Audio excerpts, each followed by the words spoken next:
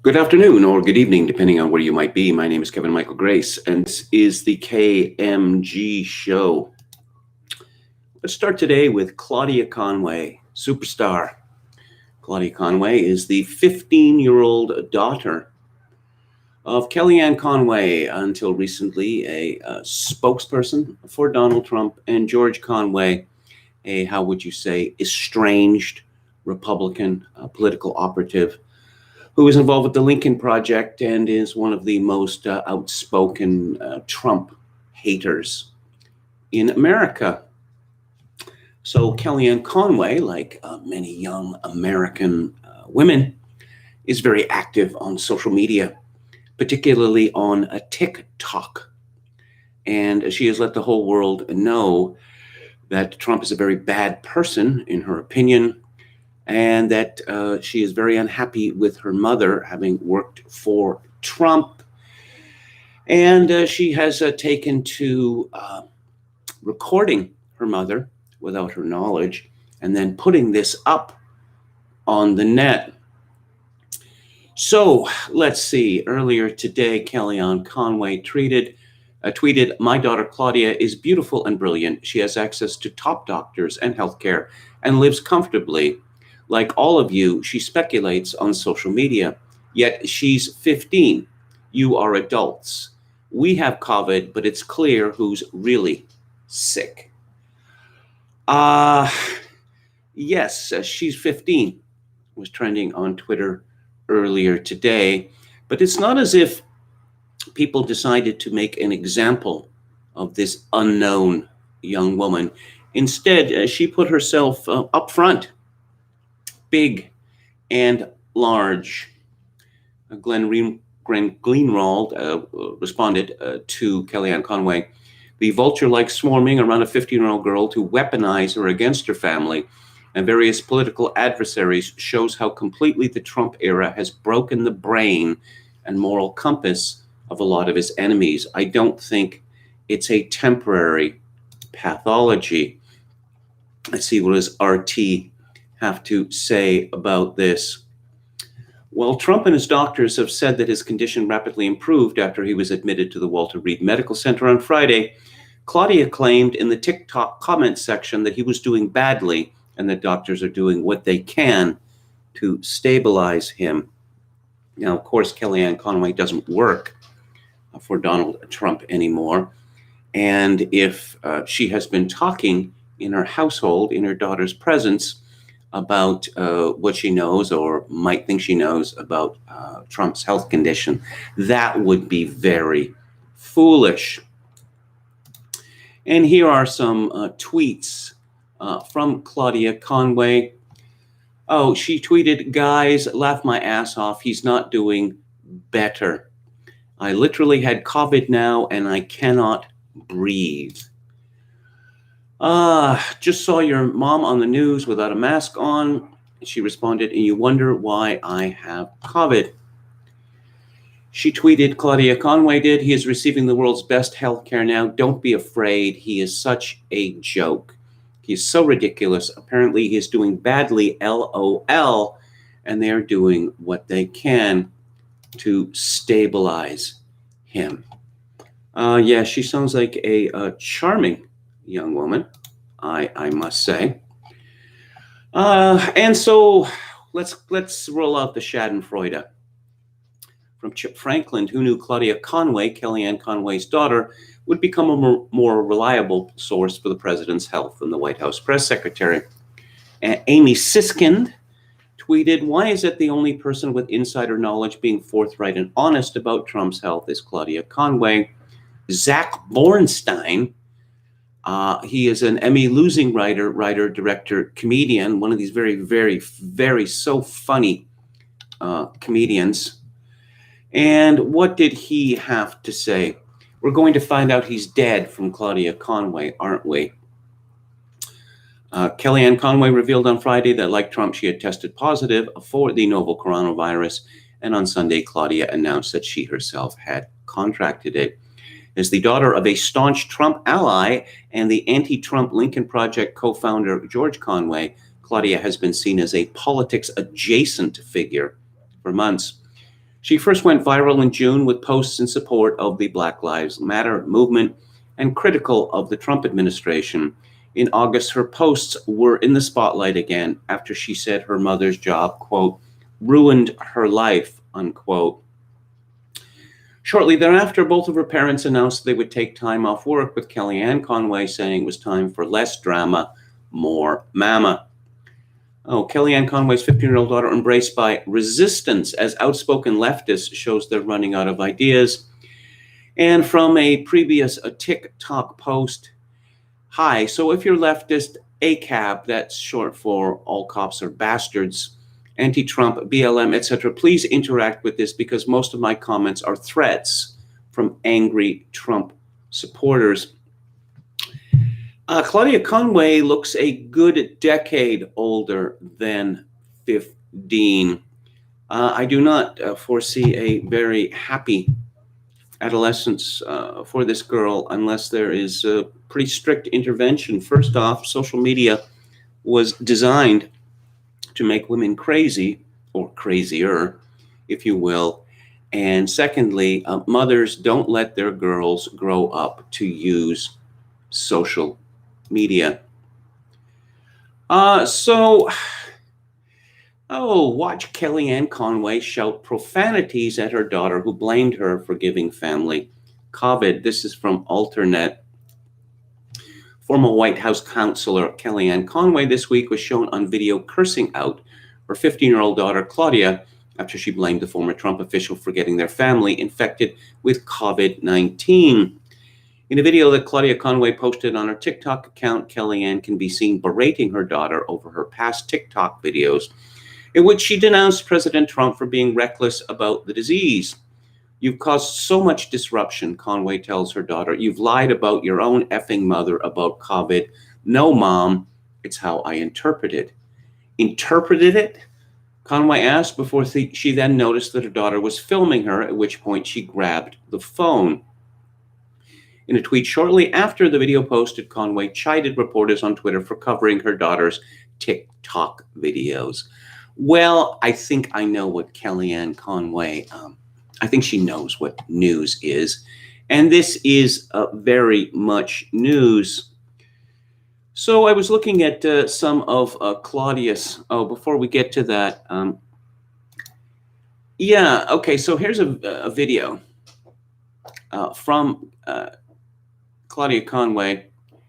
And she's wearing what can only be described as a leather bra and jiggling a great deal, calling herself an icon.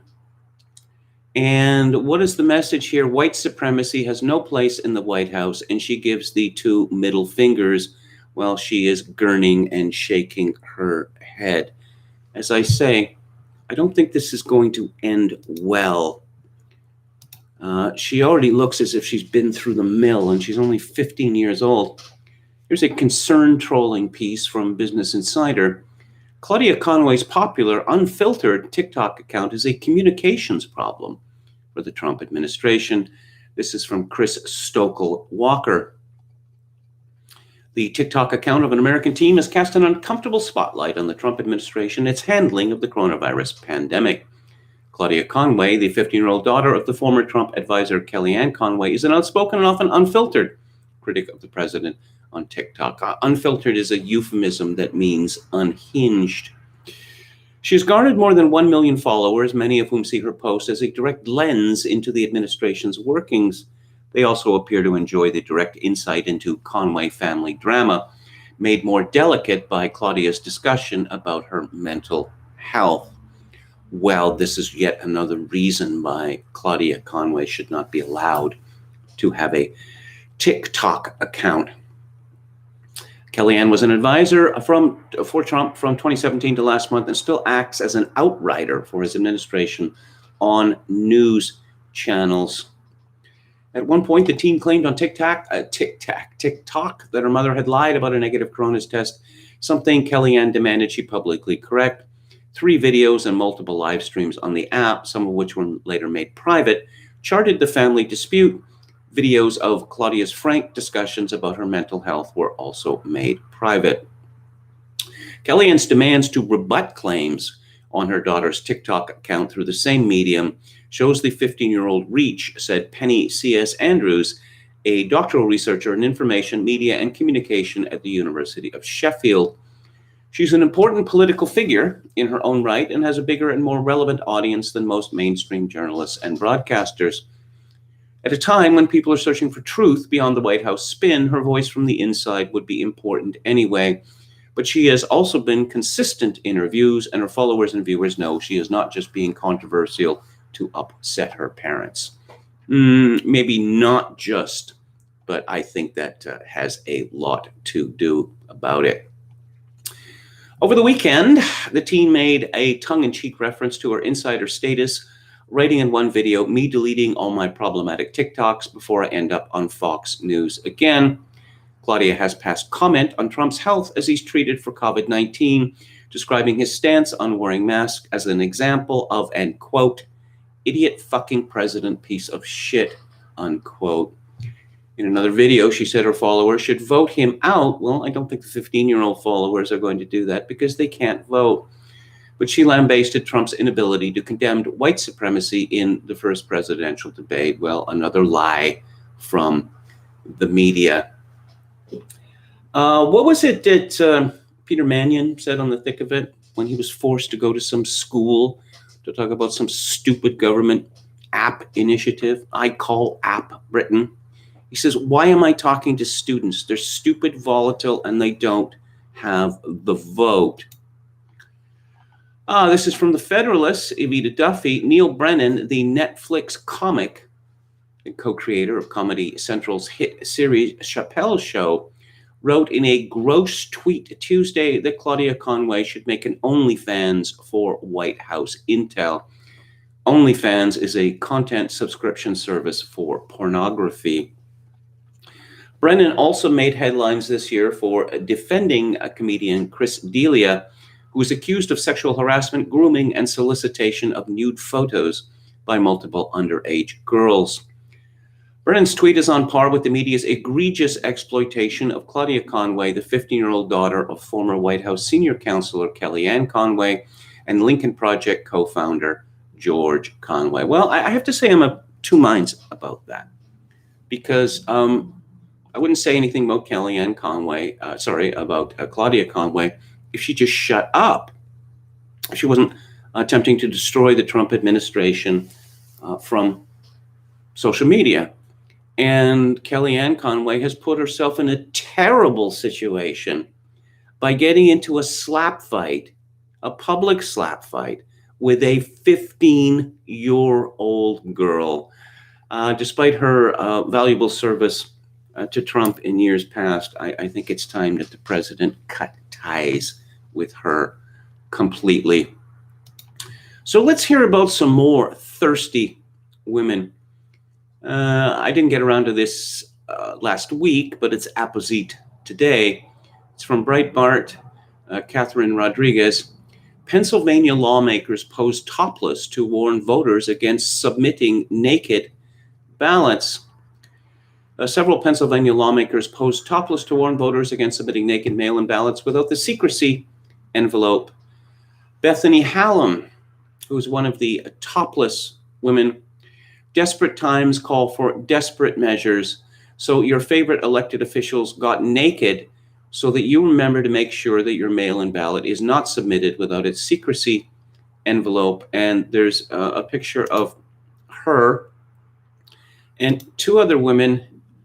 The two other women have very large tattoos, and they are not what you would call attractive. They are what you would call thick, but not attractive. But so much thirstiness out there among young women. Let's go to the chat, see what's happening there. Jim Smith, Kellyanne is right. For a parent to call her child sick, it's a messy situation. I don't know why this is the headline item for today, because this is the world that we live in. That is why it is the headline item for today. And again, it is a terrible thing to see a woman lose control of her child like this, but that is what has happened. And it is news, it is legitimate news, and it is hurting the Trump administration. Hikma Warrior says, fembots are nothing but a drama. And then just look at U.S. journalism, all fembots, occasionally a white fellow. Heck McNeck says, how long before Netflix gives Claudia Conway her own show? Well, as I suggested, last week, I would not be surprised at all when Claudia Conway turns 18. She does get an OnlyFans account. Her behavior on her TikTok videos has been highly sexualized, in fact, disturbingly sexualized for a 15-year-old girl. Alex DeLarge says, Claudia really does look terrible for 15. Again, one doesn't really want to get into this, but I mean, she's wearing far too much makeup. Far, far, far too much makeup. 15-year-old girl does not need makeup. In fact, 30, 40-year-old women, they look back fondly to the days when they were 15 and did not need makeup. Okay, what else? 15, well, it looks at least 35. Well, I'd say at least 25. But yes, I will agree to disagree. Ogokin666 says maybe she can link up with de Blasio's daughter and engage in some civil disorder. Walrus Libertarian, COVID started in a lab, journalists snooze.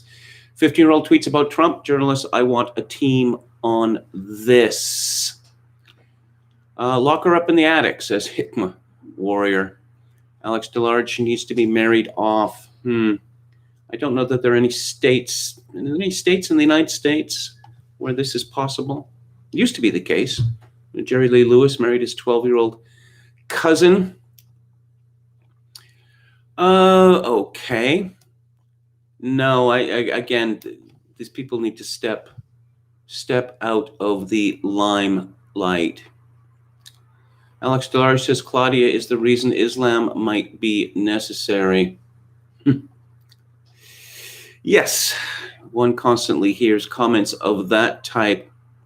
Respectable commenting name says, wait, you're telling me the daughter of a fine principal loser in the Lincoln Project is turning out to be crass, classless, and oversexed. I'm shocked, just shocked by this. Tom Anderson's KMG, what do you think about the state of American women these days? They're thirsty. They are ever so thirsty. They just, you see, here's why social media is so destructive for women. Well, one of the reasons, which is it used to be that women were only competing with the women in their set, say, the women in their class, maybe the women in their school, maybe women in a wider community, the people who hang out at the food court, at the mall, or whatever. Now they are competing with every other woman in the world, and it is driving them crazy. Yes, you get to advertise your wares, as it were, to a very wide audience, to, in fact, the whole world.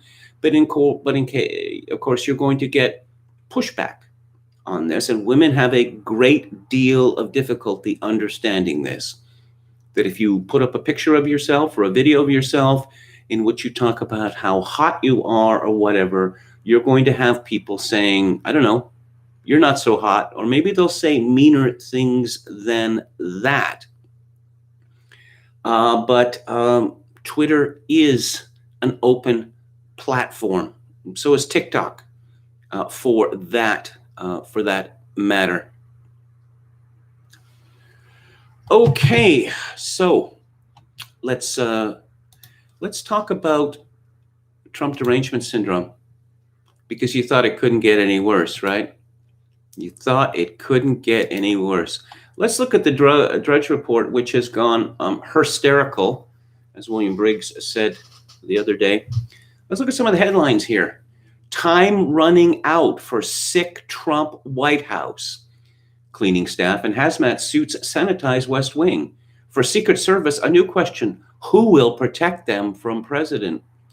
Nuke football carrier tests positive.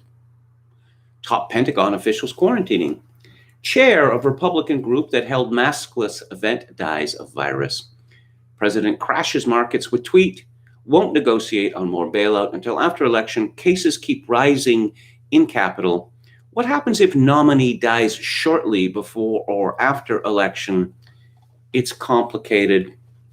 Oh, Stephen Miller is now infected. Pence wants no plexiglass at debate. Yeah, okay. Oh, the whistleblower of our time. And this is a story from, Elite. No, sorry, is that L? Twitter thinks 15-year-old Claudia Conway is the whistleblower of our time. Well, Twitter's judgments are always measured. One can say that about them. Measured, serious, and appropriate to gravity of the situation. I think that pretty much sums it up. But I want to talk about Trump being the strong horse as opposed to Joe Biden being the weak horse. Joe Biden issued an ad, a Twitter ad, and it had a picture of Donald Trump removing his mask when he got to the balcony at the White House. And Joe Biden, completely black background, very dramatic, and he's shot from below, and he is putting on a mask defiantly. Yes, I probably get, he probably thinks that it is defiant, but Trump is showing that he is not afraid, and Biden is showing that he is afraid. Trump is a strong horse. Biden is the weak horse. Nate Silver has said for the Biden campaign to end its non-combative period on social media suggests it thinks these images are extremely damaging for Trump. I think that Nate Silver, not for the first time, is very much wrong about this. As I predicted last week, if Trump recovers quickly from COVID-19, which he appears to have done, this is very powerful symbolically, because the message that is being sent out is that COVID-19 is not a death sentence. And despite all the evidence to the contrary, going back to February, the media has had this relentless message, which essentially is that everyone who gets COVID-19 dies, which is grossly irresponsible, and I think is directly responsible for scaring people to death. Results in deaths in other ways. That people are terrified of hospitals now because they're afraid they're going to get COVID. That's assuming that you would even be treated in a hospital. Let's see. Molly Hemingway at the Federalists comments, okay, on behalf of the same part of the country, I have to ask, is there something we can do about the major media's complete mental breakdown that we're all witnessing right now? Legit worried about them. Yeah, these people have indeed lost their minds, because last week it was pretty much ho, ho, ho, Trump doesn't wear a mask. He's got COVID-19. He's 74 years old and he's overweight. He's a goner. 3 days later, he's out. And no, that's not supposed to happen. He was supposed to die an agonizing death. Heather McDonald, who is always a sane member of the media, has a piece in City Journal called Against Fear. The media and Democratic establishments are in a frenzy of schadenfreude over President Trump's COVID diagnosis. Trump's contracting the disease, they argue, discredits any coronavirus policy short of lockdowns and mandatory mask wearing outdoors as well as in.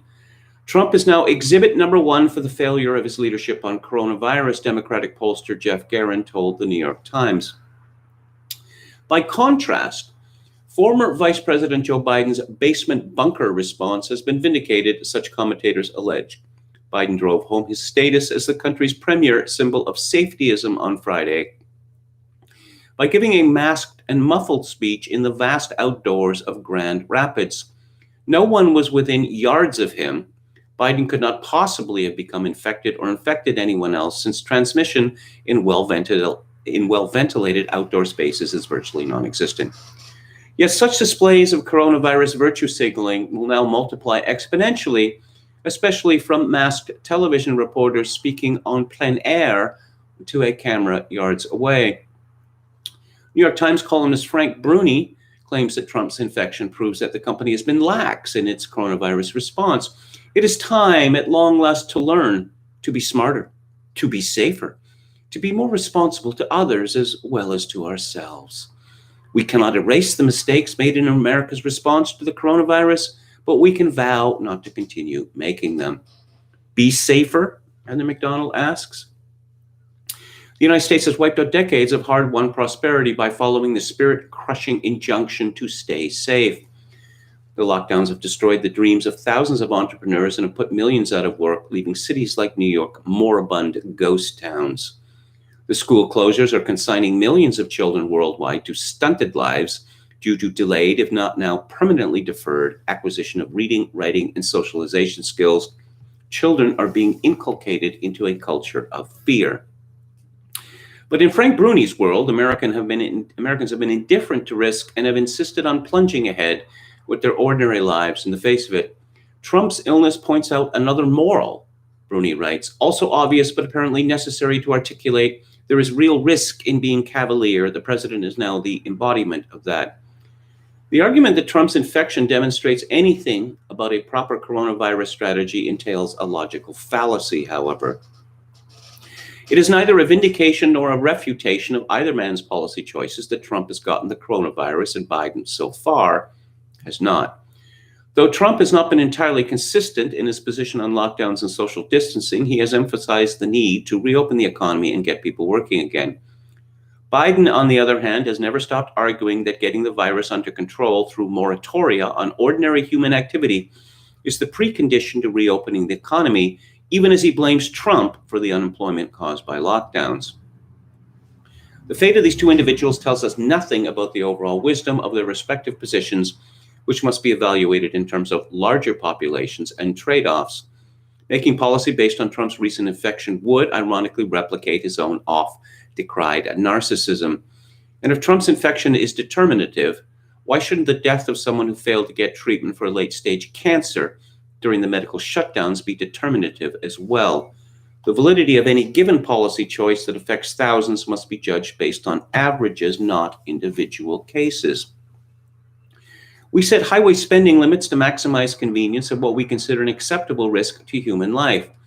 It is statistically certain that every year there will be tens of thousands of driving deaths. A considerable portion of those deaths could be averted by following the science of force and velocity and enforcing a speed limit of, say, 15 miles an hour.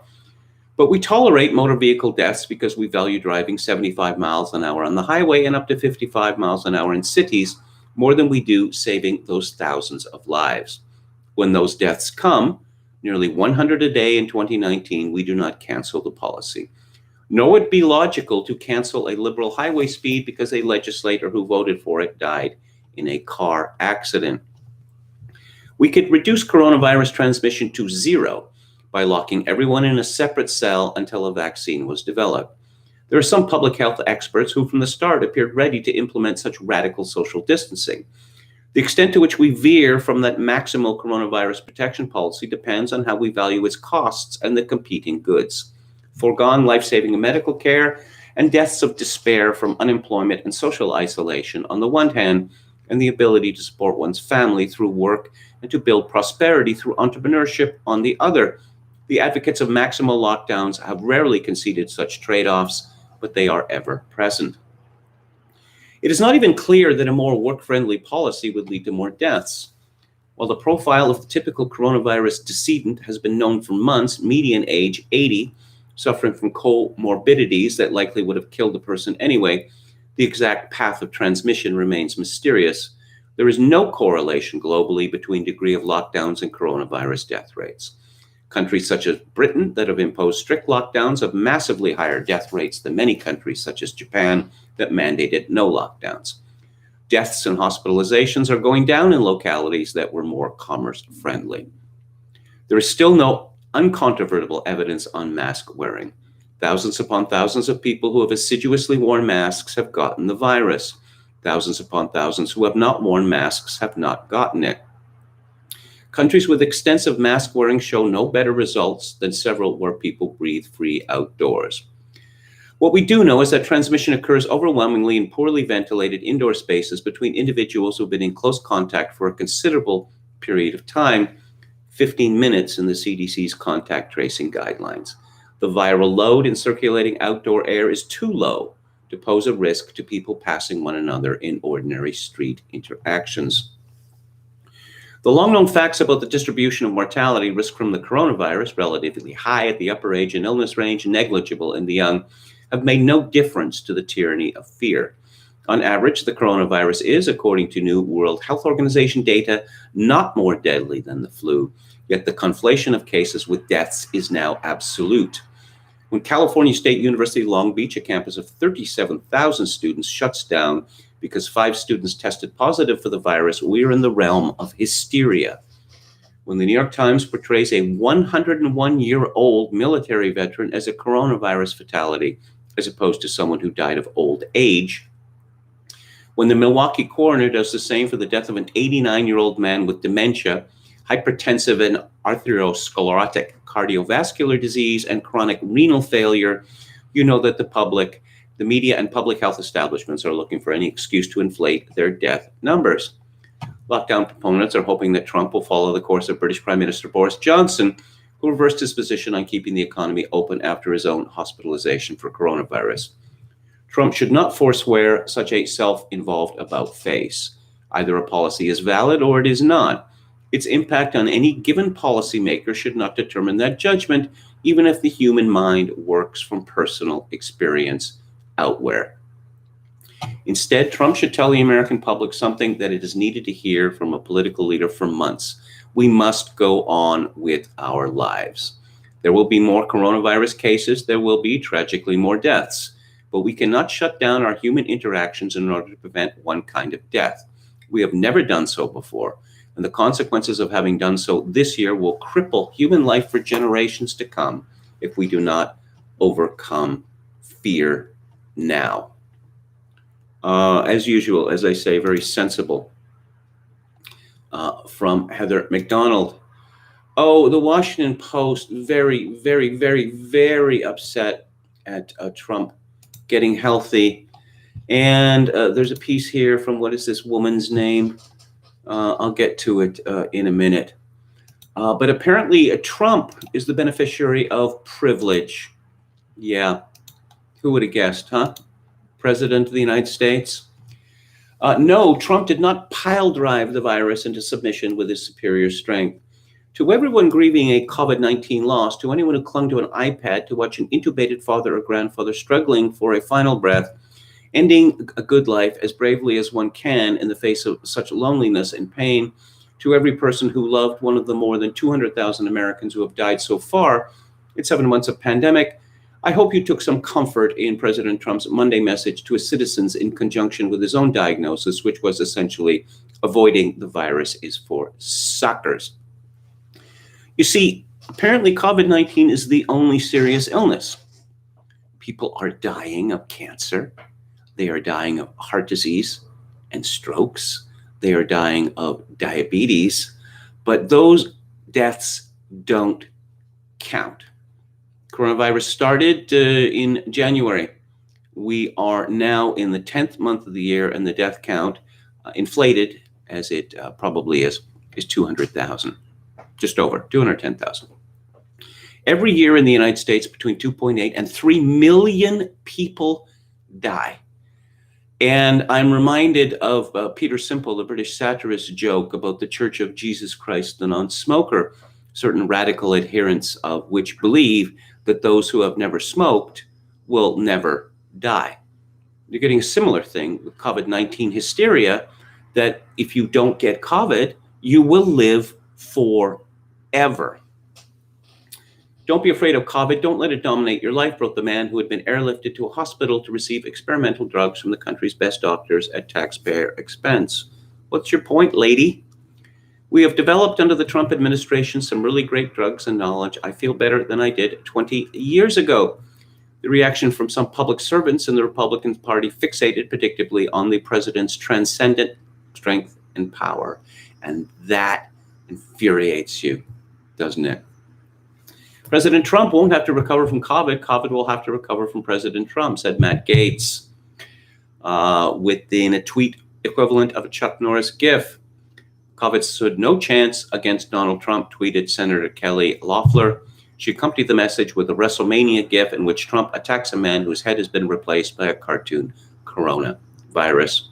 Amazingly, this was not the most ludicrous attempt at machismo of the evening.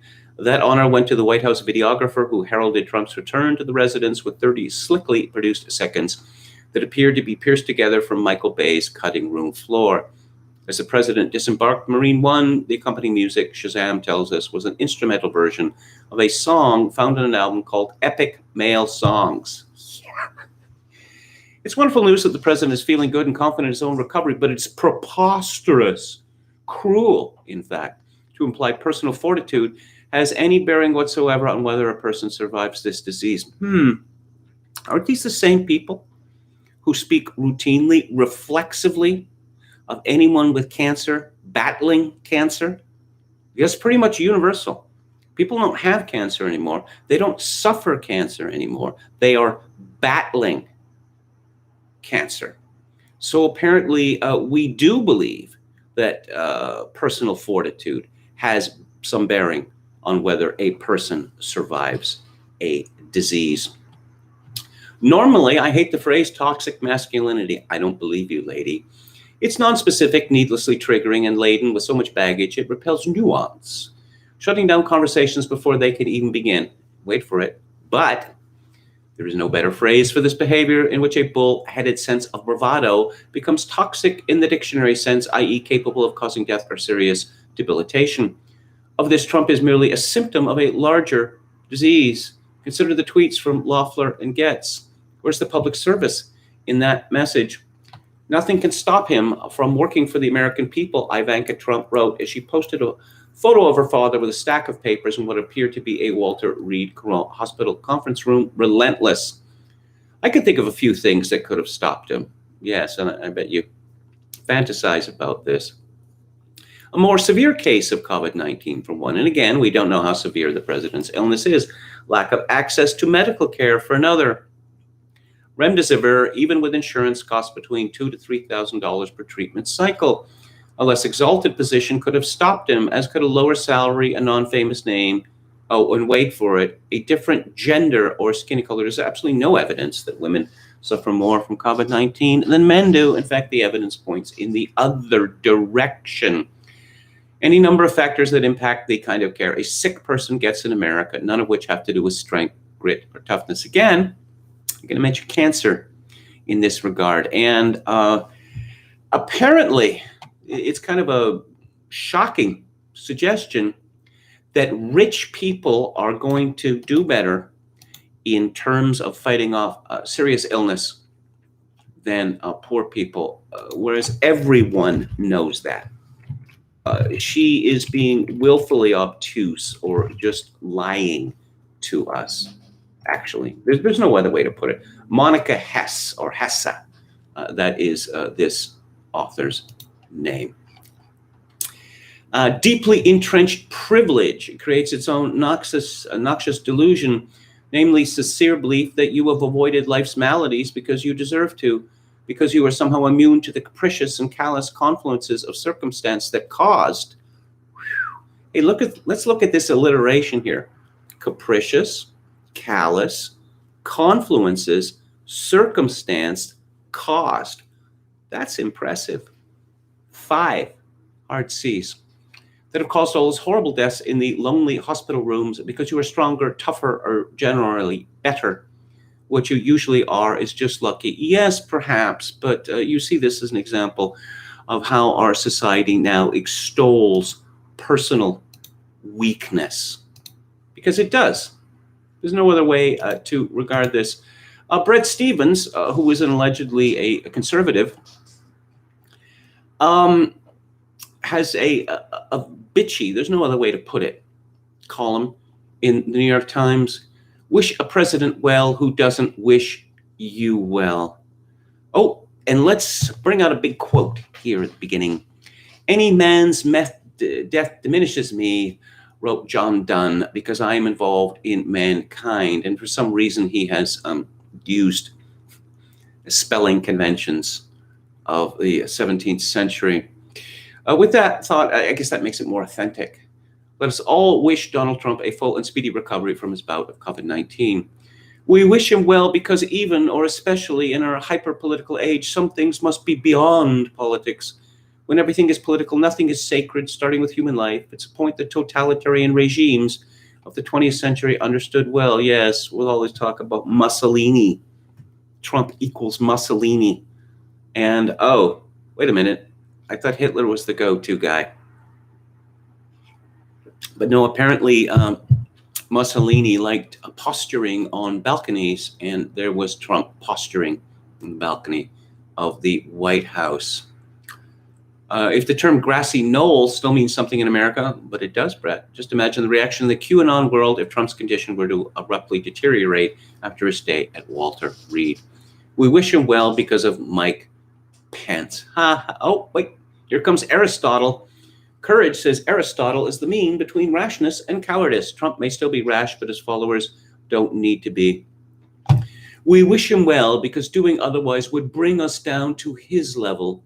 The victory he has always sought, the victory that, among his fervent loyalists and angriest critics, he has largely gained. The goal of the Trump project is the diminishment of moral expectations and the debasement of public norms. For his enemies to wish him dead would be his ultimate vindication. It's already happened, Brett Stevens. We wish him well because if, God forbid, the president were to die this month, he would go down undefeated. A martyr to the tens of millions of Americans who've treated him as a savior. Trump's death would guarantee a long life for Trumpism with his children as its principal beneficiaries. We wish him well because if this illness keeps him sidelined and he winds up losing the election, he will surely blame the disease for his loss. How many cliches can he work into this? This line from Casablanca, Captain Renault, shocked. That was that was flogging a dead horse like 20, 30 years ago. But Brett Stevens, ace writer, is going to put it in his column. We wish him well because we are better than he is. We are better than the man who mocked Hunter Biden for his substance abuse issues. Substance abuse issues. I guess this is what you call repeatedly being a crackhead and being thrown out of the Naval Reserve for it. We are better than the man who called never-Trumpers human scum, like you, Brett Stevens. We are better than the man who wants to put his political opponents in jail. Brett Stevens doesn't understand a joke. We are better than the man who publicly humiliates his own advisors. Sort of goes with the territory with all leaders. We are better than the man who demeaned the Gold Star parents of a fallen soldier. Do you remember that fellow and his wife at the Democratic Convention in 2016? Pleased to be reading the Constitution, waving it about.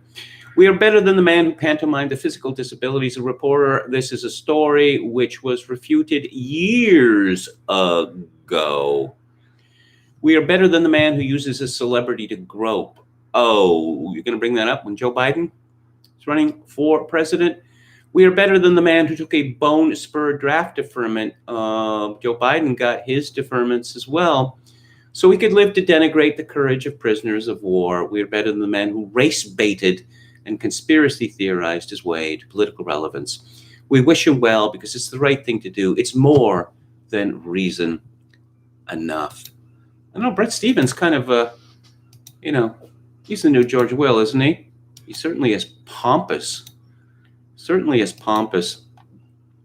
Oh, and White House infected with propaganda, and this is from Michelle Goldberg.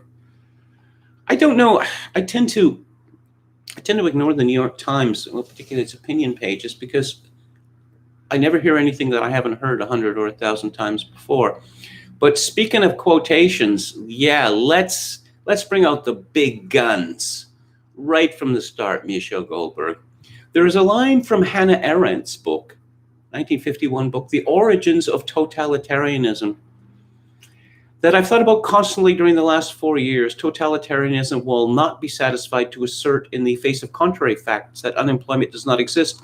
It will abolish unemployment benefits as part of its propaganda, Arendt wrote. Is Trump abolished unemployment benefits? No, he is not. Exactly how is he a totalitarian?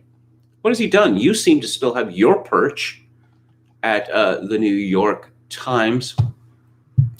A regime dedicated to creating its own reality doesn't just use language to lie. To truly animate lies, those in power must behave as if they're true, no matter who gets hurt. For the past 7 months, Donald Trump's big lie has been that the coronavirus isn't as dangerous as scientists say, and that his administration has the virus under control. To sustain this lie, Trump's circle has had to reject the mitigation and containment strategies that many other countries have used to get a handle on the pandemic, because those strategies are tangible reminders of the threat that the virus poses. Let's see. It's the governors and the mayors who have the power, largely in this regard. They make the decisions about lockdowns. And again, why don't we look at New York State versus Florida, or New York State versus Texas, or New Jersey versus Georgia? Why don't we make those comparisons? No, Michelle Goldberg is not going to make those comparisons because they do not serve her argument such as it is. And again, even with the numbers pumped up, we got 210,000 over the year, and we have a little under 3 months left. 2.8 to 3 million people die every year in the United States. The American Sun tweeted, Trump recovering quickly from COVID means that the prayers of Christians defeated the spells from witches again. And I really think there's a lot of truth to that. My old friend Dennis Dale tweets, Dan Rather had tweeted, I've seen a lot in my lifetime, but for those of us who have asked, no, I've never seen anything quite like this. No one has. I would suggest this is well beyond the ability of most reporters' power of imagination. Dennis Dale responded, thank God for reporters' lack of imagination. Imagine the trouble they could cause. In terms of an artistic work, this really is very impressive, I have to say, because one looks for a unity. And if you look at what's happened to, say, situation comedy since Seinfeld, right? You get 3 stories on Seinfeld and they all become unified by the end. Well, we've had 2 huge stories this year, and one of them is Donald Trump and the world is going to come to an end if he is reelected. And the other one is COVID-19, which is the world is going to come to an end anyway. And those 2 stories have now become one story, which is really quite impressive. Joy Pullman writes in The Federalist, in a Monday tweet celebrating his release from the hospital after testing positive for COVID-19, President Trump wrote, feeling really good. Don't be afraid of COVID. Don't let it dominate your life. We have developed under the Trump administration some really great drugs and knowledge. I feel better than I did 20 years ago. And he followed it with a similarly upbeat video statement. The response to this tweet was characteristically unhinged in a way that speaks to the primary motivator of corporate media coverage of the virus, fear. Tom Elliott put together a supercut of media losing their shit over Trump's optimistic COVID tweet. That's what it says. I'm just quoting. Twitter quickly promoted another resist anon vertical trending conspiracy theory. Some focus on President Trump's breathing after a video shows the president on the White House balcony after leaving Walter Reed Hospital. Well, how about that? When I go to Walmart, to where I do my grocery shopping, because it's about 2 blocks away, and I don't know where anything else is around here, I got to wear a mask. And I normally don't spend about more than 15 or 20 minutes in the store. And when I finally get out of the store, I pull the mask off, and there's something like a gasp, which is me drawing in all of this air, just like that, because it is such a relief.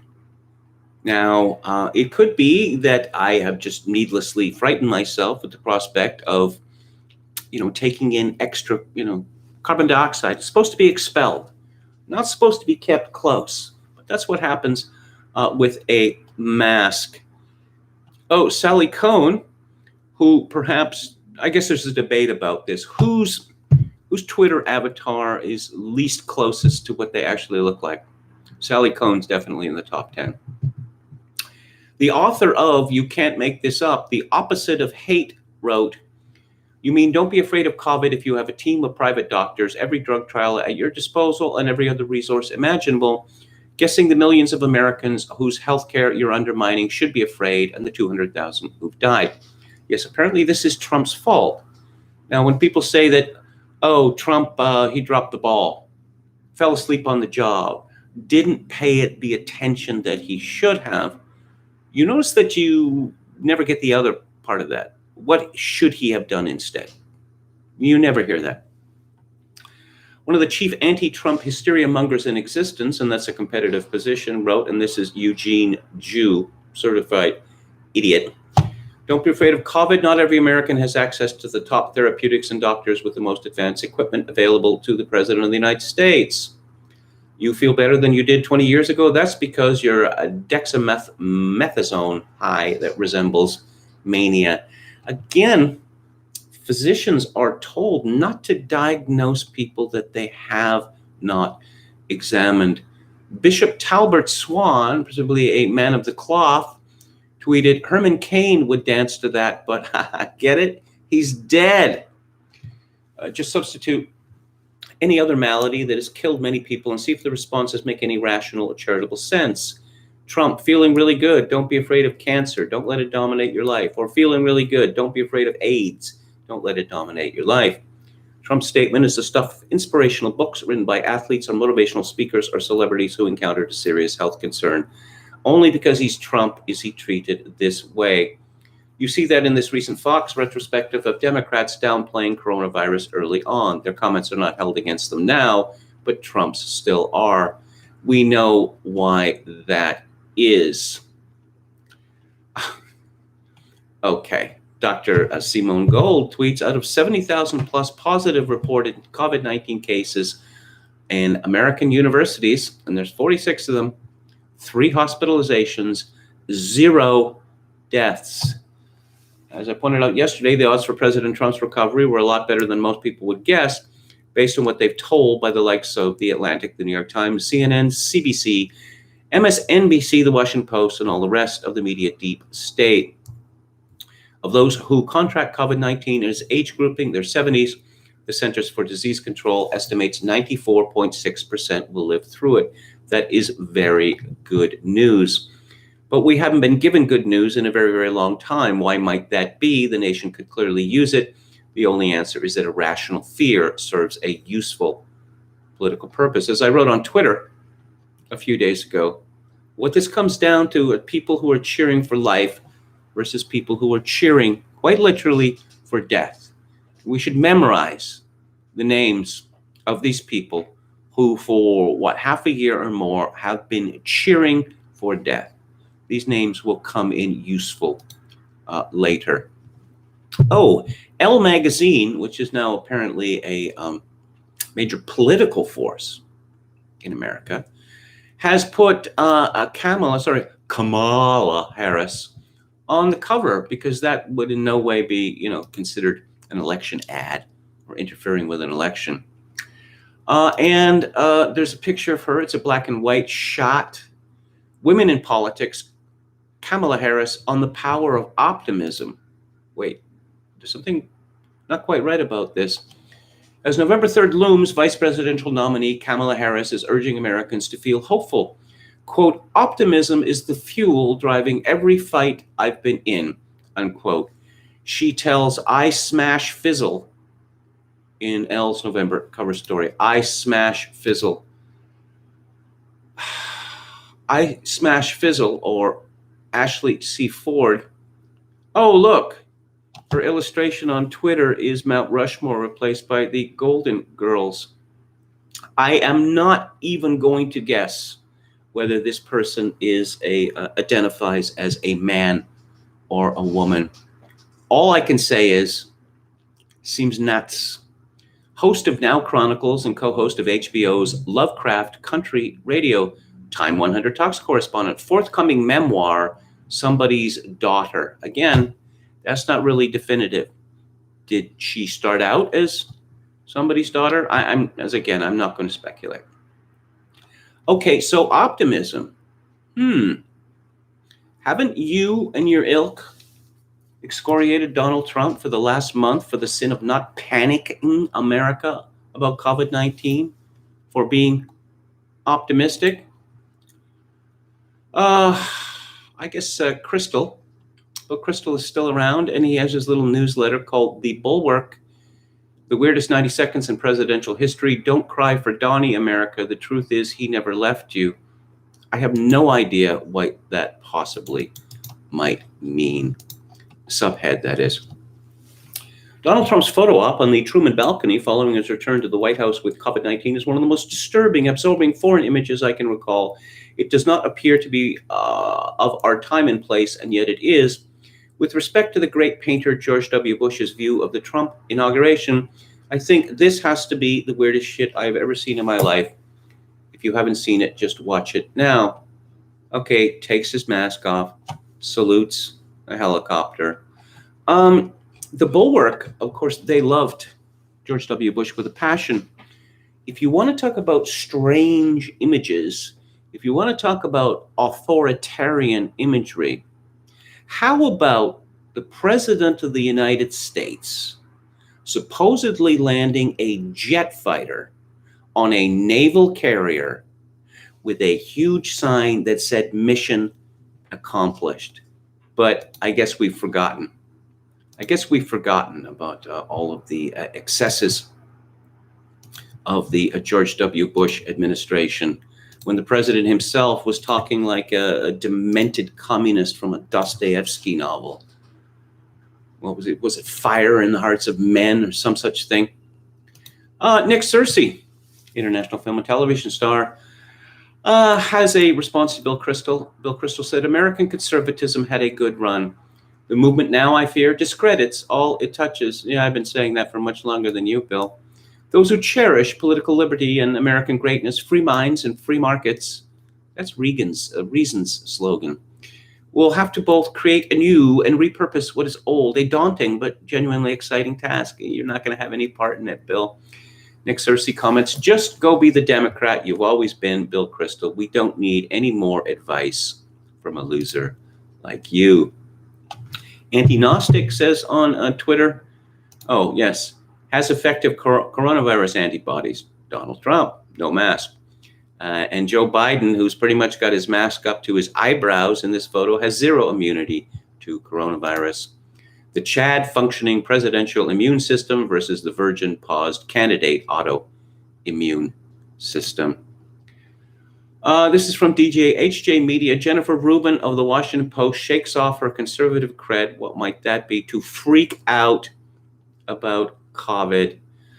White House should be evacuated if he goes back, she tweeted yesterday. I was looking at Jennifer Rubin's Twitter feed, which is probably not a good idea for me because I was once suspended because I had called her a warmonger, something that she had tweeted. Maybe all the sycophants should just go to visit the White House now since everything is just fine, perfectly fine. Not you, Mike Pence. It's disturbing to know that doctors can be as irresponsible and spineless as politicians. This is why the medical profession must police itself.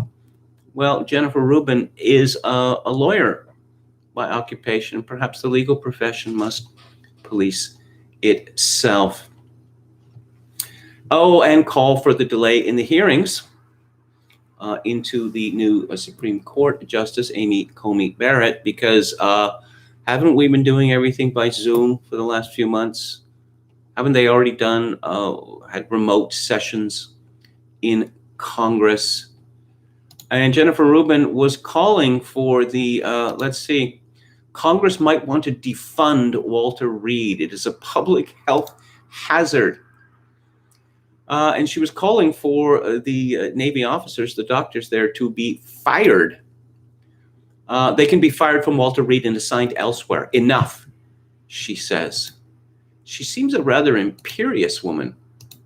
Wouldn't you say? Let's have a look at the chat here. Record numbers are being posted in what? I'm just getting it in the middle of this, I guess. And that prices are falling, including rents. For a nice downtown local 2000 is average. Okay. And a huge cod piece on his flight suit. That would be George W. Bush's. It says Chogokin 666. Bush's second inaugural is good for a laugh. Just a terrifying speech. Absolutely terrifying speech. Oh, Nick Searcy, the guy had the Wyatt Earp line in The Fugitive. What else he was in? Why, he was in Justified, of course, where he was the chief of the Marshall operation in Kentucky. He was quite good in that, I thought. Heck McNeck says, I got into a Twitter fight with Nick Searcy a couple of years ago. He was using his black son to prove he wasn't racist. Yeah, something similar happened to me. Vox Day Respecter says, Nick is still talking about his black son. Isn't he an adult by now? Jennifer Rubin is either a masterful troll or she hates America and should move. Okay, leave the country. I saw a picture of her on live on television, and she does not look good.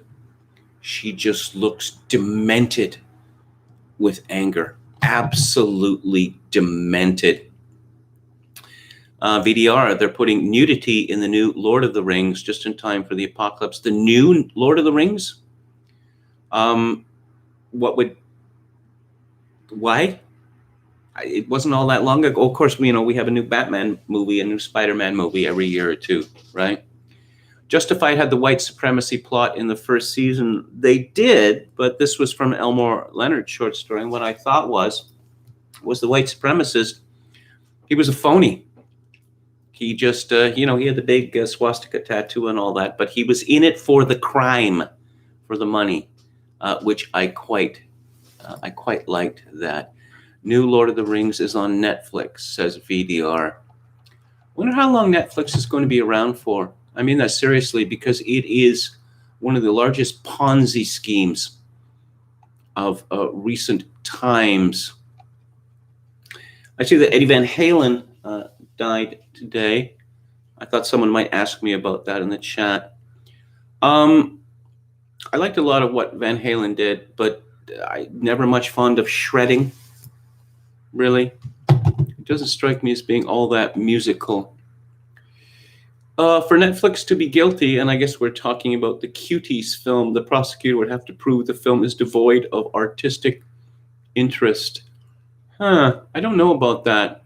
It would seem to me that depiction of pedophilia is an absolute offense. I could be wrong about this. Anyone that can resist the media juggernaut has to be under the mandate of heaven, says Hikma Warrior. And I think that is absolutely true, because I'm sure there's a lot of people who got used to going to Drudge over the last, close to 25 years. 1997 was his big breakout year, who are thinking that the sky must be falling because every story that Drudge lists is an anti-Trump story. And it's not just an anti-Trump story. It's that, oh my God, Biden is going to win by 35 percentage points. He's going to win all 57 states. Okay, yes, a grand jury in Tyler, that would be Tyler, Texas, indicted Netflix. Okay, so VDR says, if you're forced to have opinions in your journalism, might as well have someone highly opinionated like KMG. That is my position. That I have nothing against opinions in journalism. What I am against is this false assumption of objectivity. Oh, and with their fact checkers. And I think we might have something to say about that coming up. Because things were getting close to the election now. We're 4 weeks away, and things are being taken down off social media. And lots more things are going to be taken down on social media because the fact checkers have determined that this is misinformation. Okay, so yes, Chris Cuomo, who used the word bullshit on CNN last night and was just in a snit, an absolute snit. Of course, Chris Cuomo has his own history in this regard. Well, there was the Fredo snit, which was pretty amusing. Caleb Hull writes, Chris Cuomo was diagnosed with COVID-19, broke quarantine, didn't wear a mask, put others in danger, got into a fight with a cyclist who called him out, then pretended nothing ever happened, and threw a party when his quarantine was over. He was also photographed, and since he is a famous man, one would think that he would show more care. He was also out on the pier this past weekend, and guess what? He's not wearing a mask, and his wife is not wearing a mask. Why is he here lecturing us on credibility? Chris Cuomo was ridiculed for calling footage of Trump removing his face mask at the White House propaganda months after he staged his own emergence from quarantine. This is from the Daily Mail. It's just, there's a meme, you may have seen that, with the Chris Cuomo making his sort of enraged, sad face, and the tagline is, "Ooh, that sucks." And we're going to have something more on his brother, the Love Gov, coming up. Yes. Chris Cuomo was like a boiling pot during No Mask Easter. Yeah. Because I don't know. We learned all the stuff about masks we didn't know before. Hollywood celebs, this is from Breitbart, Hollywood celebs erupt with rage over Trump leaving Walter Reed, faking recovery, doctors lying for a mass murderer. Who has he killed, and how has he killed them? Now, maybe these people have actually forgotten how viruses work. Hollywood elites experienced an epic meltdown after Trump tweeted that he would be leaving Walter Reed Monday evening.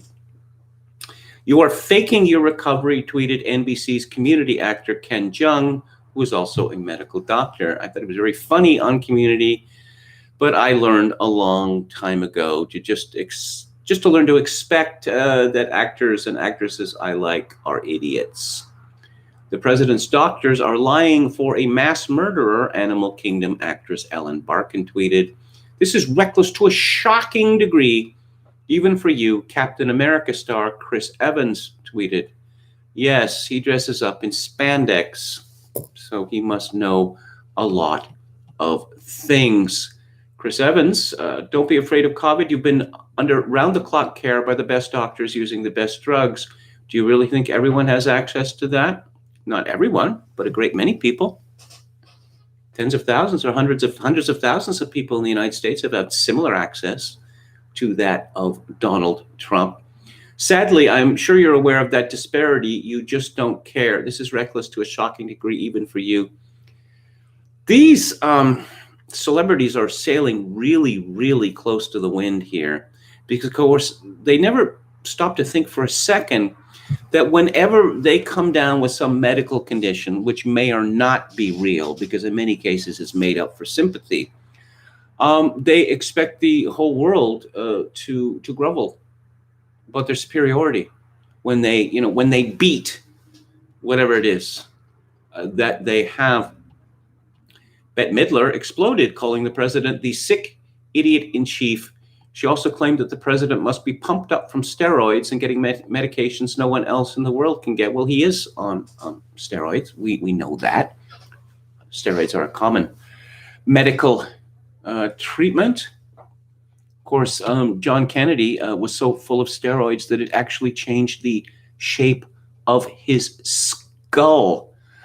Oh, so Ken Jeong is also talking about dexamethasone, another MD who has not examined the president. Mandy Moore, don't be afraid of COVID. Tell it to the 210,000 families of lost loved ones, to the Black, brown, and indigenous folks disproportionately affected. I should think that Mandy Moore probably went through many years without giving a single thought to American Indians. But now you get to lump them in with the people who are supposedly disproportionately affected. with tens of millions of jobs lost and the economy tanked. That was done deliberately out of panic. Many of us isolated for months. Sad, very, very sad. You are the cruelest. Jamie Lee Curtis, I don't know. Do I want to hear anything more from these people? Josh Gad. Ugh, that guy's terrible. Michael Ian Black, who is allegedly a comedian, says the very thing I do before having sex is remove my condom. Yeah, syphilis, gonorrhea, AIDS, herpes, they're sexually transmitted diseases. It's difficult to be humorous, but they've stopped trying. Trump's "don't be afraid" message after coronavirus treatment is appalling, experts say. This is from Canada's Global News. And I guess we're going to have a parade of experts here. Oh, Gavin Newsom, not surprised by Trump's tweets. California is becoming a shithole, and he's lecturing Trump. Too funny. Too funny. Why don't you put those fires out there, Gavin? That's one thing that you could do.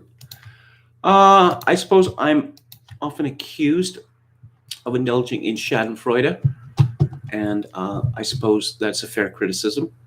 I don't like to gloat about people's deaths, but how about if I gloat about the death of the National Basketball Association? This is from Outkick, Bobby Burack. The Lakers Heat 2020 NBA Finals have been a disaster. Game 3 failed to reach even 6 million viewers, according to Showbuzz Daily. It is the least watched NBA Finals game on record. Each game has broken another all-time low. Game 1 recorded the lowest finals opener ever at 7.4 million. Game 2, another new low of 6.6 million, a record that lasted only 2 days. Viewership for Game 3 is down an unprecedented 58% from last year's finals, which featured a team from Canada. With a marquee matchup between the Lakers and the Heat and the league's biggest draw in LeBron James, a drop of almost 60% is inexcusable. As I argued last Sunday, a ship doesn't sink for one reason, but undoubtedly politics sit atop the historical tank. After nearly 2 years of reinventing the NBA discussion, LeBron is now a detriment to the league's brand. With misleading social statements, lying about putting rights before his brand, bowing to China, refusing to comment on the shooting of 2 police officers, paying for fines so felons can vote for Joe Biden, and craving celebrity worship, LeBron now alienates more viewers than he attracts. There was a meme out there a few days ago, which I wasn't aware of, which is pretty funny, that LeBron James is constantly being photographed holding a book because he's smart, right? He's not some dumb jock. But it was pointed out he's always opened the book to the first page of the book, suggesting that he is not really reading these tomes. Oh, here's the Love Gov, Governor Death, Andrew Cuomo, dishing it 24/7, ranting, "I have to say to the Orthodox community tomorrow, if you're not willing to live with these rules, then I'm going to close the synagogues." Last night, Tucker Carlson, this is from the Daily Mail, Tim Stickings, raged at the Love Gov for threatening to shut down religious gatherings, asking him, "Who do you think you are, God?" The Fox News host derided Cuomo as a stupid governor of a declining state after the Democrat warned that churches and synagogues would be shut down if they did not enforce social distancing rules. At a Monday press conference, Cuomo displayed pictures of large gatherings among Orthodox Jews in communities which overlap with some of the worst hit zip codes in a recent uptick in coronavirus cases in New York City. Cuomo has signed an order shutting down 300 schools in some areas with large Orthodox populations as New York tries to stop a second wave of infections month after beating back an outbreak that killed more than 24,000 people. Many thousands of those people were killed directly as a result of the Love Gov's order to force infected people into nursing homes, even if after the nursing homes pleaded with them not to do this, saying that they could not handle this. And Cuomo is still refusing to say how many people have died in New York nursing homes. And he's attempting the fast one because it was ordered that people would be in the nursing homes pretty much right up to the moment of their death. And then right in the nick of time, they would be taken to a hospital to die. So this would not be counted as a nursing home death. On his show last night, Carlson played a clip of Cuomo threatening to close the religious institutions, period, if they do not agree to enforce virus rules. In the country we lived in January, we had a First Amendment that said government will not get in the way of your exercise of your religion. Carlson said people would have laughed at that. We will close the religious institutions, period. Who do you think you are, God? Putting aside whether any of that is legal, what's the science behind it? The purported science behind it? Protests fine, religious services not. And Tucker Carlson had Alex Berenson on his show last night, who was sensible as always. Now, there is a Israeli writer who's called Atzmon. Was Gilad Atzmon. And I think that it would be fair to refer to him as a self-hating Jew. He's been pretty clear about this. But he had a piece on UNS pointing out that there seems to be a very large number or high proportion of Orthodox Jews who are coronavirus cases, but the number of deaths involved seems to have pretty much gone down to nothing, suggesting that Orthodox Jewish communities have attained herd immunity, which would be a good thing. That's what we were told earlier in the year. But now, apparently, we're going to lock people up forever. If you're not going to entomb them, if you're not going to insist that they die locked up, they're going to have to be let out eventually. Again from the Mail, Donald Trump tweets his support for repealing a law protecting tech companies after Facebook removed his post falsely claiming flu is more lethal than COVID, and Twitter flags it for violating rules. It's not false. It's not false, because we have moved into flu season, and COVID deaths have just petered out to almost nothing. Let's see. Referencing flu, Trump said, we have learned to live with it just like we are learning to live with COVID. In most populations, far less lethal. The statement was removed by Facebook and flagged by Twitter. Trump reacted to the removal, tweeting, repeal Section 230. Section 230 of the 1996 Communications Decency Act, itself part of a broader telecom law, provides a legal self-harbor for internet companies. That is to say, they cannot be found liable for criminal speech, defamation, copyright infringement, whatever. I mean, if they act reasonably in a reasonable length of time, because they are a platform, not a publisher. But Twitter, Facebook, and the others have proved again and again and again that they are, in fact, publishers. When you put something up on Twitter or you put something up on Facebook, and it is decided by that company that there has to be an explanation of why what you were saying is wrong, and a link to agitprop from some official experts, that's publishing. There's no question about that. Are we going to close down our country? No, we've learned to live with it, just like we are learning to live with COVID. Trump reacted to the removal, tweeting, repeal Section 230. And I'm really looking forward to Trump's reelection. I'm looking forward to what could be like a Wednesday night massacre with the director of the FBI and a whole bunch of other seditious people being fired.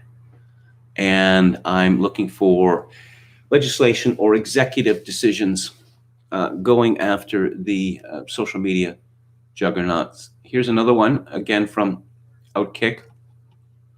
Someone had too much fun on Twitter yesterday to distract from the media's depression that Trump returned to the White House days after testing positive for COVID-19. The Trump campaign posted a hilarious video with the president's face on Brandon Ayuk's body, hurtling over coronavirus. The laughs weren't allowed, and some bothered account filed a copyright complaint. Twitter then removed the clip. Yeah, I saw it. It's pretty funny. There's another one of him. It's an old wrestling clip where instead of taking down some man, he's taking down the coronavirus itself. This is from Breitbart, Alan Bakari.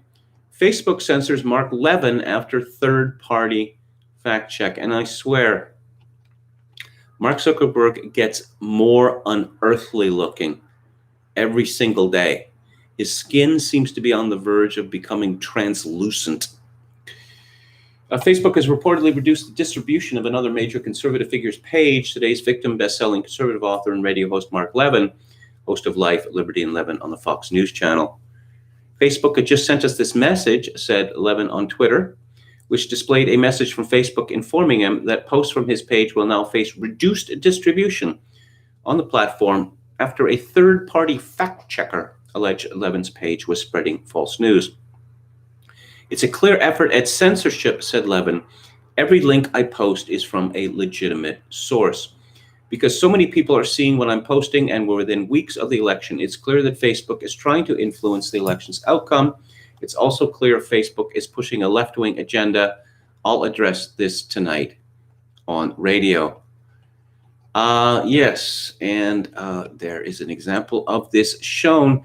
This comes a little over a week after Facebook placed the same restriction on the page of Tucker Carlson. Carlson posted a picture of a message his page received from Facebook informing the owners that the page now has reduced distribution. People will also be able to see if a page has a history of sharing false news. Facebook did not specify in its message what the alleged false news consisted of or whether the restrictions would be lifted before the election. Today's censorship is by Facebook, said Carlson. It's no coincidence that the election is just weeks away. Oh, yes. Remember in 2016 when the Russians stole the election? Apparently they're at it again. This is from Natalie Winters at the National Pulse. Media hypes Russian interference again, cites no traffic blog site as evidence.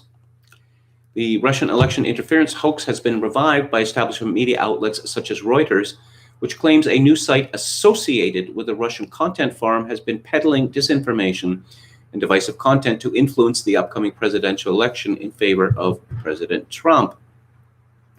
The only problem with the accusation, now echoed by other left-wing media outlets, the site in question. Newsroom for American and European-based citizens attracts so few page views that web analytics firms like SimilarWeb refuse to rank them. The site also gets 0 comments on all of its articles. And for additional categories such as traffic sources, referrals, and search, SimilarWeb similarly identifies the site as driving too little traffic to create data sufficient to return reports. In other words, the left's trying to dupe Americans into believing that a site that drives a negligible amount of web traffic is influencing the presidential election. And Russia conspiracy theorists are unsurprisingly attempting to whip up fears over the barely accessed website. The outlet Daily Beast, for example, penned a nearly 700-word piece entitled "Right-Wing Trumpist News Sites Busted" as Putin troll farm operation. What was the name of that woman? It was an English woman, and she was an MP. She was one of the Cameron cuties. And then she quit her job as a member of parliament and moved to America to be with her husband, who was a rock star manager. And she started her own supposedly conservative site, which didn't last all that very long. But I just remember going back years, the sealed indictments against Donald Trump. He's going to be hauled off to prison any day now. The article in the Daily Beast describes Russian interference in U.S. elections as even more insidious than it was in 2016, and points to the site as just the latest evidence that the Kremlin isn't just backing one horse in the U.S. election. It's pushing for as much chaos as possible. The Daily Beast repeated Reuters' original reporting emanating from the outlet's nearly 1,000-word report entitled "Exclusive: Russian operation masquerades as right-wing news site to target U.S. voters. Sources. It claims that the Russian group accused of meddling in the 2016 U.S. election has posed as an independent news outlet to target right-wing social media users ahead of this year's vote. Reuters quotes an anonymous senior U.S. security official to corroborate their allegations. I'm not even going to read it because it's obviously a lie. The article also relies on the analysis of United Kingdom-based Ben Nimmo, a senior fellow at the Globalist Atlantic Council, who concludes that Russian influence operations have evolved since 2016. Ben Nimmo, head of investigations at social media analytics firm Graphica, analyzed the website after being alerted to the activity by Reuters. The National Pulse was first alerted to the site's presence by Daily Beast editor-at-large Michael Weiss, who identified senior reporter Natalie Winter's article exclusive to the National Post entitled "Biden Foundation Promoted Transgenderism for 18-month-old Babies" had appeared on the site. Editor-in-chief Rahim Kassam encouraged the left-wing journalist whipping up the newest iteration of the Russian election interference conspiracy to have fun with your latest Russia obsession. Yeah, okay. So the story about the Biden Foundation promoting transgenderism for 18-month-old babies, and I spoke about that story last week, I believe. So it appears on some possibly sketchy website. So no one goes to that website. But the hypothesis seems to be is that sites with more traffic, a lot more traffic, that actually get replies and retweets and likes, that they are somehow mesmerized by these stories appearing on Twitter accounts that no one goes to. Michelle Obama decided to inject her Doberman-like features into the election race today. According to the New York Times, this is a pretty heavy day for the New York Times here at the KMG show. The former First Lady Michelle Obama, one of the Democratic Party's most respected figures, delivered what the Biden campaign called her closing argument for Joseph R. Biden Jr.'s candidacy on Tuesday, speaking in a deeply personal way to Americans disillusioned by politics about the need to vote. Mrs. Obama appealed to parents and young people, white working-class Americans, good one, and people of color, lashing President Trump's mismanagement of the coronavirus. How? How has he mismanaged it? He continues to gaslight the American people by acting like this pandemic is not a real threat. It's kind of a useless thing to say after he's already got it and been rushed to Walter Reed. And warning that Trump's habit of stoking division could be an effective political tool. Who would have guessed? She urged voting as the best remedy. She talked about the protests. Violence? What violence? There's almost no violence associated with these protests. That's what she actually said. It is frustrating to hear some folks say that you've been the beneficiary of privilege, that the color of your skin gives you a head start. Well, it's true, and it is formalized, and it is approved by the Supreme Court more than once. It's called affirmative action. It's existed for decades. But no, we're just going to pretend that affirmative action doesn't exist. Right now, the president and his allies are trying to tap into that frustration to distract from his breathtaking failures by giving some folks someone to blame other than them. They're stoking fears about Black and brown Americans. That approach, she said, is morally wrong. And yes, it is racist, but that doesn't mean it won't work. As a Black woman who has, like the overwhelming majority of people of color in this nation, done everything in my power to live a life of dignity and service and honesty, could you possibly be any more pompous? The knowledge that any of my fellow Americans is more afraid of me than the chaos we are living through right now, well, that hurts. The chaos. Was it some sort of virus from space? Or was it people deciding to destroy their neighborhoods, loot businesses, smash business section, shoot cops? It was just chaos. And where does that come from? Imagine how it feels to wake up every day and do your very best to uphold the values that this country claims to hold dear. Claims to hold dear. Truth, honor, decency, only to have those efforts met by scorn, not just by your fellow citizens, but by a sitting president. Again, this is a woman who married the boss. That is her only known accomplishment in life. Yes, and there's a picture of her with her head nestled next to Joe Biden's. I don't know how old the picture was, but they're not wearing masks. Shouldn't people have been wearing masks years ago? Because these viruses can show up at any time. Today, more Americans have died from this virus than died in the wars in Iraq, Afghanistan, Vietnam, and Korea combined. Take all those lives bravely sacrificed and double it. That's roughly the scale of this tragedy. I don't know, perhaps she's really stupid enough to believe that, because the war in Afghanistan for the United States has gone on since 2001. Iraq, Vietnam was pretty much about a decade. And who was it that was killed in these wars? Again, there's something like 2.8 million to 3 million Americans who die every year. How many people have died of cancer in the same period? How many people have died of heart disease and stroke? But again, those aren't real diseases. I don't know. Maybe they should start saying that, Trump could just cure cancer if he put his mind to it. He could pull out that, the wand that cures cancer and wave it, and then there'd be no more cancer. And of course, the next step, getting rid of death. Isn't it really shocking that death still exists? And speaking of death, devout Catholic Joe Biden, who supposedly, we are told last week, wears a rosary as jewelry, which, as James Woods points out, is not something that Catholic laymen and women do. But he's really pushing this. Of course, this is the same man who married 2 men in the White House as vice president. Yeah, that's right. Biden promises to make Roe v. Wade the law of the land if Amy Coney Barrett gets confirmed on the Supreme Court and overturns the 1973 abortion ruling. I suspect that a lot of people agitating against Amy Coney Barrett believe that if Roe v. Wade is overturned, then abortion will be illegal in the United States. No, it won't.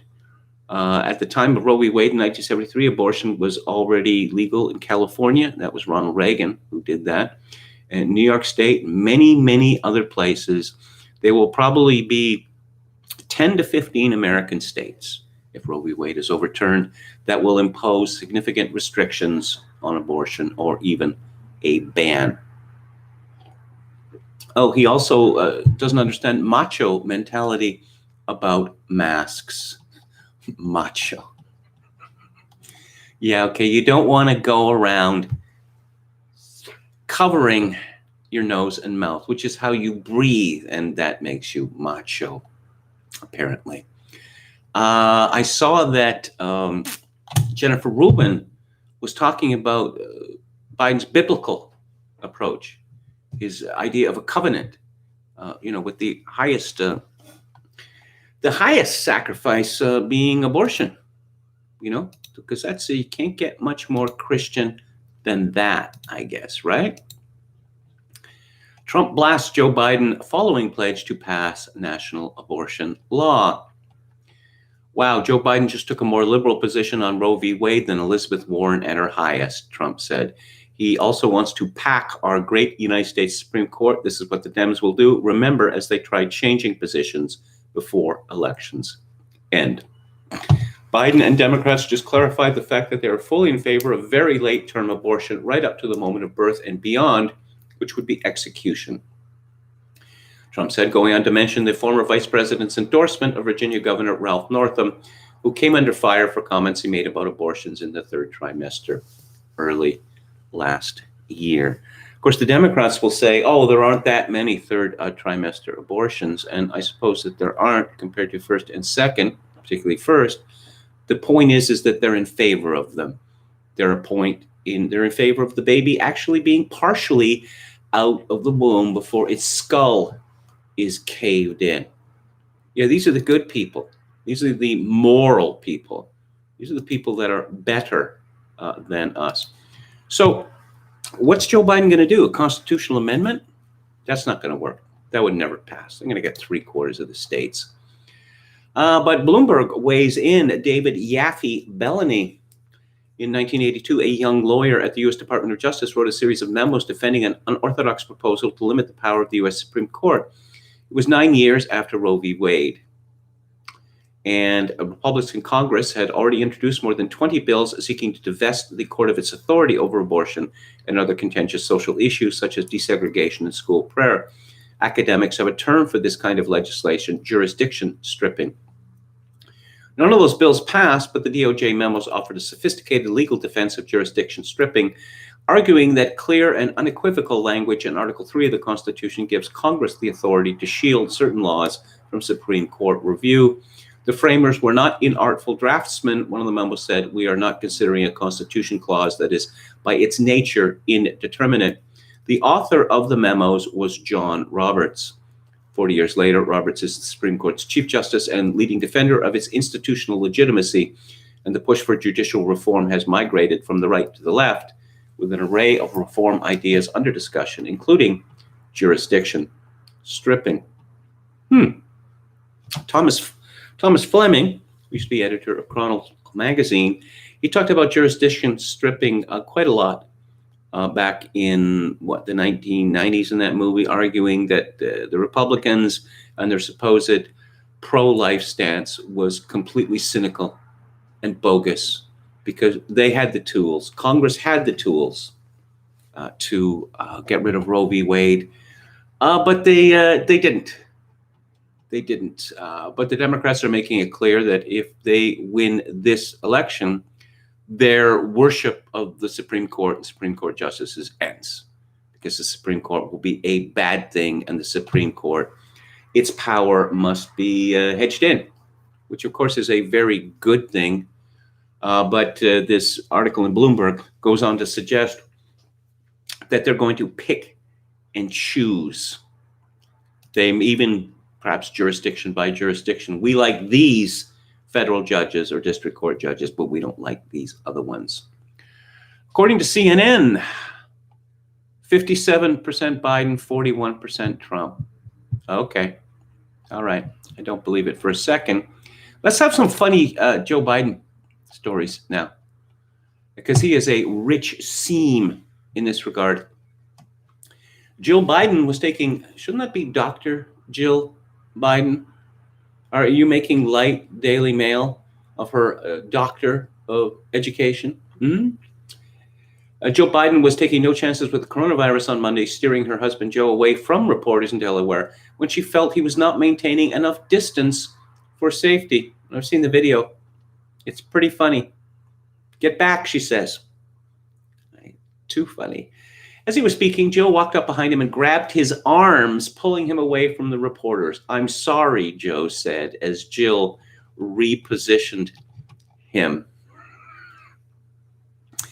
Yeah, that certainly makes him look like the weak horse, does it not?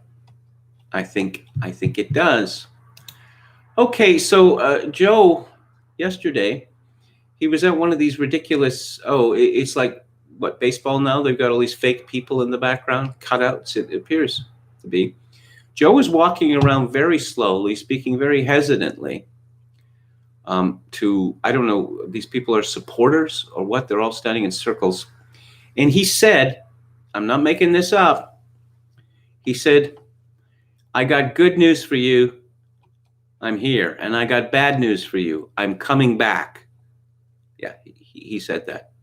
And he said, and he pointed to what appears to be a teenage woman, saying that he wanted to be back in 4 years so we could see her dance.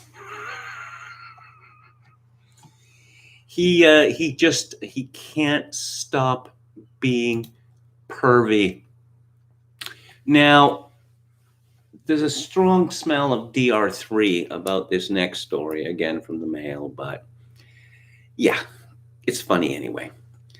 Critics tear into Joe Biden for saying wealthy people were able to stay home during lockdown because some black woman was able to stack the grocery shelf.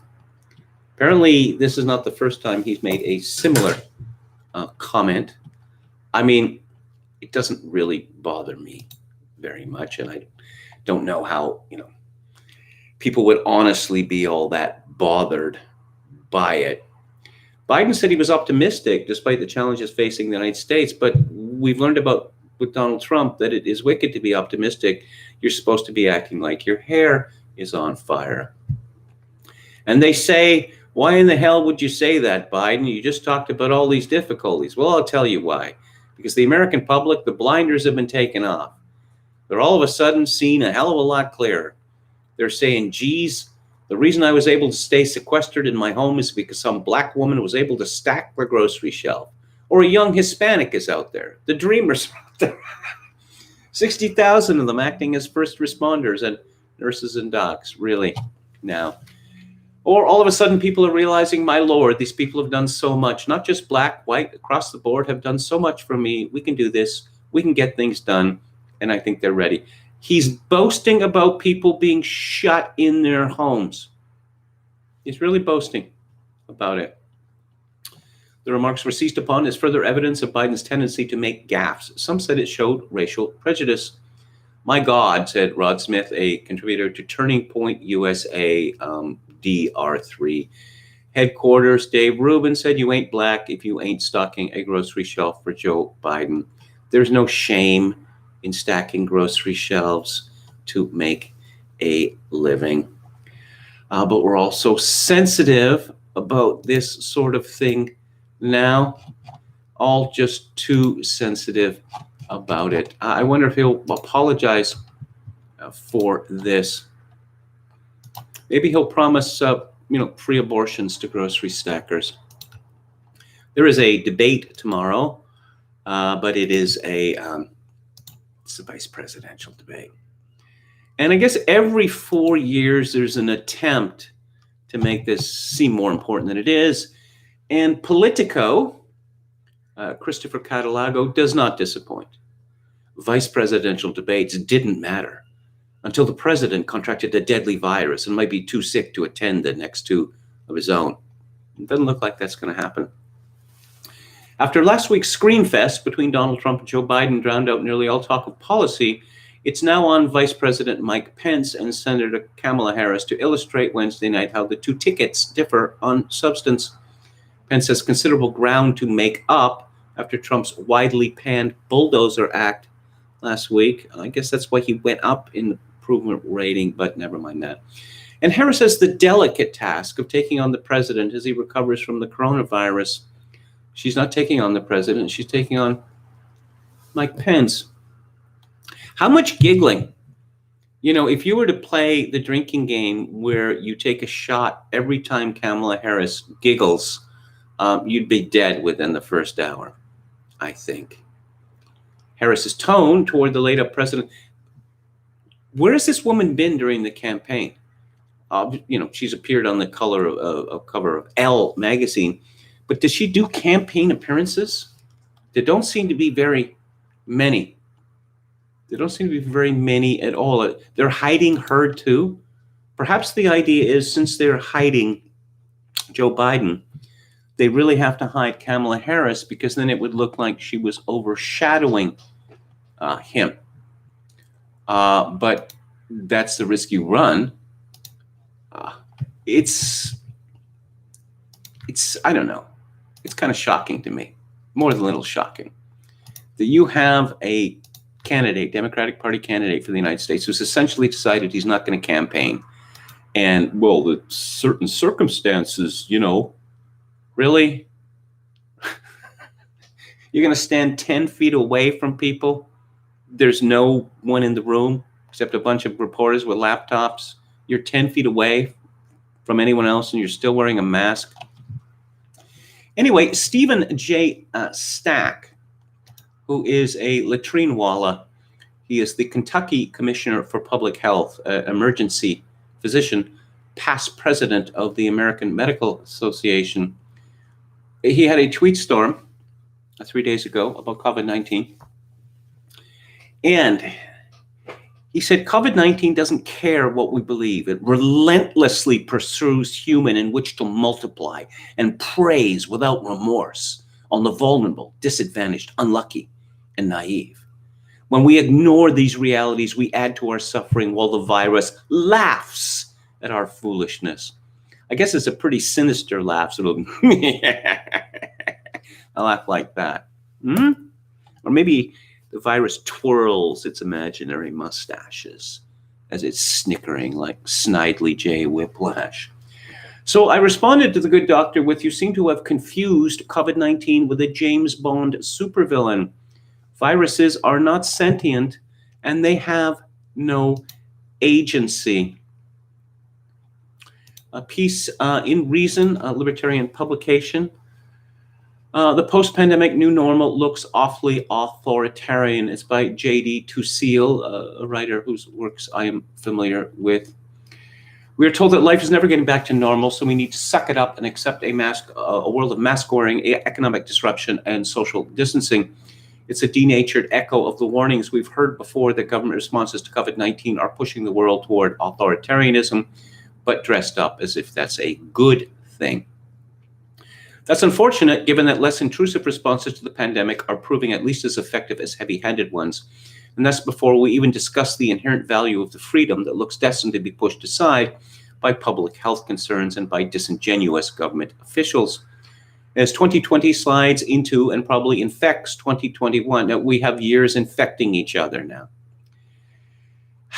Try to take heart in one discomforting fact: things are most likely never going back to normal, wrote CNN international security editor Nick Patton-Walsh last week. I'd like to go up to this fellow and say, you know what, yeah, things aren't going back to normal. It's been decided that your job is inessential and that you're being furloughed, probably forever. What is it that you actually contribute? Nick Patton-Walsh. In his piece, he discusses the likely permanency of mask mandates, telecommuting, reduced physical contact, and similar changes to life. Some of the alterations Walsh mentions may be matters of personal choice, but a good many of them are imposed by politicians who pretend that normal is just around the corner. As Babson College's Thomas Davenport says in the article, we're supposed to accept our newly constrained lives as the new normal in a phrasing that's already very tired indeed. Actually, repeated references to a new normal are not just tired, they are ominous. As the need for an extension of quarantine into the summer or beyond seems likelier, the new normal will certainly include unanticipated trade-offs, Andy Wang warned in May in the Harvard International Review. The central irony of the crisis may be that the very methods that liberal democracies are currently using to effectively fight the virus are the same tactics that authoritarian leaders use to dominate their people. Well, the world is not sinking into authoritarianism. Wrong-o, Andy. It certainly is. A post-quarantine world could be less democratic than its previous iteration. The tools have been temporarily deployed in the fight against a once-in-a-lifetime disease. It's not a once-in-a-lifetime disease, but never mind that. It may become permanent. Yeah. It's not just people being told you can't go out at all. You can't go to the park. You can't go to the beach. You can't do this. You can't do that. You can't go to the restaurant. You can't go to a pub. You can't go to school.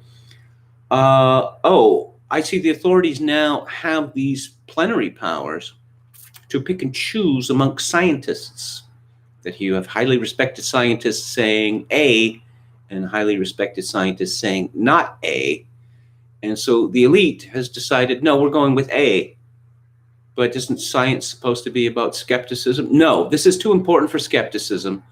If you quote any of the scientists who are in the category of not A, you are guilty of misinformation and quite possibly murder. So forget about free speech. There was something in this story that leapt out at me. The lockdown measures adopted by many European states have disproportionately impacted racialized individuals and groups who were targeted with violence, discriminatory identity checks, forced quarantines, and fines, Amnesty International reported in June. Violence? Really? No, we've got to have the obligatory reference to racialized individuals. That is to say, black people in Africa never realized they were racialized until some white person told them Chinese, Japanese people, Koreans never realized that they were racialized until some white person told them. Alex Berenson has alerted me to the existence of the Great Barrington Declaration. As infectious disease epidemiologists and public health scientists, we have grave concerns about the damaging physical and mental health impacts of the prevailing COVID-19 policies and recommend an approach we call focused protection. And yes, what should have been done right at the very beginning is to isolate those people who are most at risk and dedicate efforts to protect these people first and foremost, because it has been known from the very beginning of this epidemic that the disease overwhelmingly strikes people in their 80s. But no, we've all decided to pretend that that is not the case. Let's have a look at J5 Killer here. Parasitic traitors will happily sell out this country while pretending to love it. When Americans decide they don't like this bad enough, Beinart will scamper off to another country, guaranteed. Peter Beinart had written, after many happy years at The Atlantic, I've joined New York Times Opinion as a contributing opinion writer. More diversity, ever more diversity at the New York Times.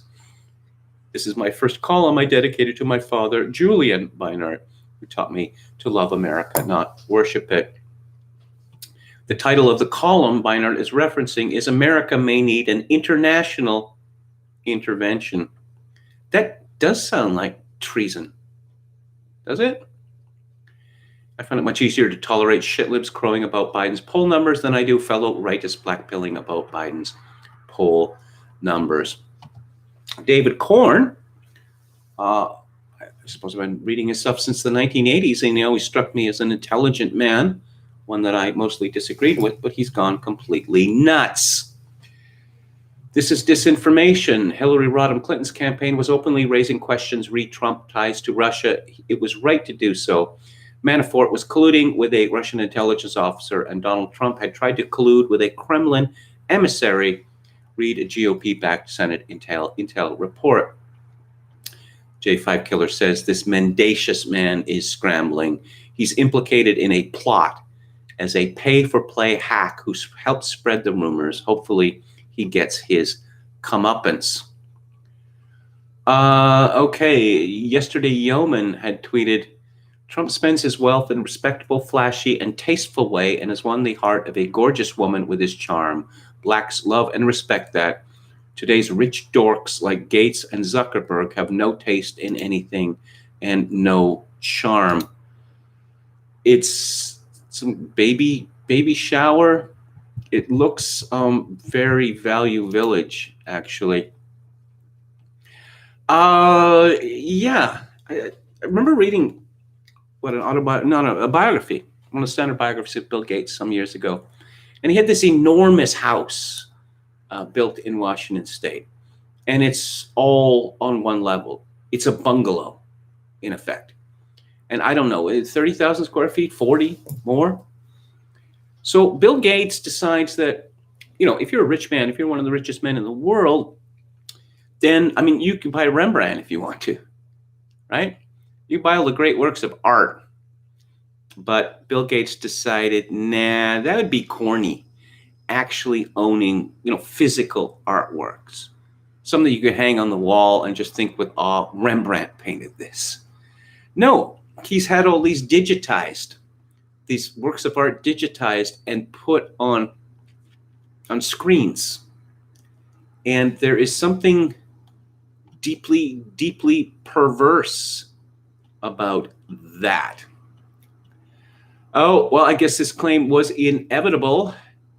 Trump has much more in common than the average gangster rapper or black boxer than any president in American history, except perhaps Andrew Jackson. The picture of Trump with Snoop Dogg and a picture of Trump with Muhammad Ali. Flashy style, surrounded by beautiful women, big man politics, trash talking, alpha energy, and now this, the final piece of its evidence. It's official. Donald Trump is our first Black president. He certainly, as I've mentioned before, he certainly seems to like the company of black people, which is something that I can't say that I've noticed in any previous presidents, Democrat or Republican. Let's go to the chat here because we are coming to the end of today's show. All right. Brandon Screen says he could put Melinda on a screen and turn her off. He has a talent for that with women. Yo Mama says Gates confirmed for Gnostic. Melinda Gates is officially, she's a Roman Catholic, and I believe they were married in a Catholic ceremony. And I believe that Bill Gates would have had to accept instruction, as it's called. But when I read this biography of Bill Gates, the question of religion came up, and Bill Gates' response was that he believed that it was stupid, essentially. Why? Because it was a waste of time. You mean like the hour that Mass takes on Sunday?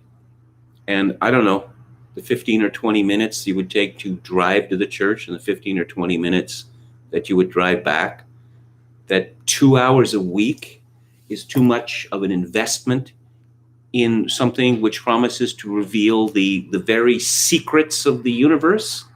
Doesn't seem like much of a time sink to me. A respectable commenting name says, do you think stare decisis aside, Roe would be overturned before Obergefell would? I think it's likely. I really think it's likely because, Roberts had nothing to do with Roe v. Wade. Octopus Knight says, I didn't really know I was white until racializers like Robin DiAngelo and Ibram X. Kendi explained it to me. He, Tennessee Coates, do you think he seems more intelligent or less intelligent than Tennessee Coates? That's an interesting question. You should look up The Last Psychiatrist in the article about Sheryl Sandberg. It's great, and I recommend it to everyone in the chat. I have read it, and The Last Psychiatrist is always great, and that article is particularly great. Okay, remember when the invisible enemy that justified anything and everything was terrorism? Yes, I do, and terrorism was rather softening us all up for this, wasn't it? Laramir Hirsch, welcome to the chat. I think that the current religion of the left in America is necromancy, demon worship, witchcraft, and Satanism. Well, it's certainly a lot more out than it has been. Democrats fight for their sacrament of abortion with the same intensity Catholics ought to be fighting for the true sacrament of the Eucharist. Well, we saw in 2020, the Catholic Church decided essentially that we don't need the Eucharist. It's a luxury that we can no longer afford. Driss Dudu says, Kevin is a CRT VHS era kind of guy, so it makes sense the moire effect is here too. Yeah, I was never really a VHS guy to the extent that I bought tapes to record things off TV. But in terms of movies, I think I only ever bought about 4 or 5 because it was obvious from the beginning that this was a really crummy form of media. And I was confident that something superior would replace it. And it turned out to be true. Octopus Knight says, we can say of the virus what Nietzsche said of the eagles and their love of the lambs. The virus does not hate us, but quite the contrary. Bulgarian horticulture specialist PhD says Kevin needs a co-host. Yeah, I don't know. I think I look less red than normal. I mean, there's these enormous picture windows here, and I guess how I show up on the screen has a lot to do with how much light. Of course, it's just before 6 o'clock Pacific time, and we're going to be switching in a month's time back to standard time. Although my province of British Columbia has decided that maybe it's not going to. It's going to make daylight saving time permanent. And I don't know how that would affect BC's relations with the rest of the world, actually. It could be a little off-putting. All right, Moray effect. Again, a reference to the Moray effect. I didn't talk about the book club yesterday, but I will talk about the book club today once I get Fredo's stupid face off my screen. Okay, so the book club is on Friday, as always, at 5:30 p.m. Oh, yes, I'm looking forward to this. It's Archie and Mehitabel by Don Marquis, the American humorist. It's free verse, I suppose you could say, and it's about the relationship between a cockroach and a cat that the cat believes itself to be a reincarnation of Cleopatra, and the cockroach manages to type, the very artistic cockroach, by leaping onto keys of the typewriter. This is genuinely an American classic. On October 16th, I'm going to be discussing Democracy by The God That Failed by Hans Hermann Hoppe. On October 23rd, Mine Were of Trouble by Peter Kemp, which is the memoir of an Englishman who went to fight for the nationalist side, that is to say, the good side, during the Spanish Civil War. October 30th, of course, is the day before Halloween, so I have picked something macabre, The Loved One by Evelyn Waugh. And on November 6th, a new book come out this year. It's by Abigail Schreier, and it is called Irreversible Damage, The Transgender Craze Seducing Our Daughters. And let's talk about what's coming up in terms of movies. Theater Thursday, October 8th, Bill and Ted Face the Music. That's from this year. October 15th, a new film by Charlie Kaufman, I'm Thinking of Ending Things. On October 22nd, which is a week before Halloween, Nosferatu the Vampire by Werner Herzog, his 1973 homage to Murnau's classic. On October 29th, a film from Robert Wise, a much underrated director. I suppose he's best known for, well, the Star Trek movie? No, but before that, The Sound of Music and West Side Story, two of the most popular movies ever made. But he made a black and white psychological horror film starring Julie Harris in 1963 called The Haunting, which is genuinely the most frightening film that I've ever seen. And November the 5th, we have a satire of American suburbia, Santa Rosa, California, a satire of, well, beauty pageants and other things. And this is really a gem of a movie directed by Michael Ritchie. It manages to be both relentlessly hilarious and relentlessly grim. So that's the show for tonight. I'll be back on the air tomorrow at 4 p.m. Pacific, 7 p.m. Eastern. If you'd like to show any part of it, I would appreciate it if you click on the like button and subscribe to my YouTube channel if you have not already done so. If you would like to support this live stream with a donation, which would be exceedingly well regarded by me at this time, my PayPal account is at kevin_grace@hotmail.com. Once again, kevin_grace@hotmail.com. If you're Canadian, you can send me a donation directly via Interact at kevingrace@shaw.ca. And as always, I leave you with this. In these days of social atomization and civilizational collapse, I do dearly wish that you, my dear viewers and listeners, form a genuine human connection in order to ease the burden. Good night.